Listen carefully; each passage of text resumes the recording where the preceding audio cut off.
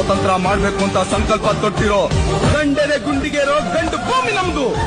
ಈ ಕನ್ನಡ ನೆಲದಾಗ ಹುಟ್ಟಿರೋ ಮಕ್ಕಳು ದೇಶಕ್ಕೋಸ್ಕರ ಸಾಯಕ್ಕೂ ಸಿದ್ಧವಾಗಿರ್ತಾರೆ ಸರ್ದಾರ. ಕನ್ನಡ ಮಣ್ಣನ್ನು ರಕ್ಷಿಸಲು ನೆತ್ತರವನ್ನೇ ಹರಿಸಿದರು. ಈ ಕನ್ನಡ ತಾಯಿಯ ಮಡಿಲಲ್ಲಿ ವೀರ ಮರಣವ ಹೊಂದಿದರು.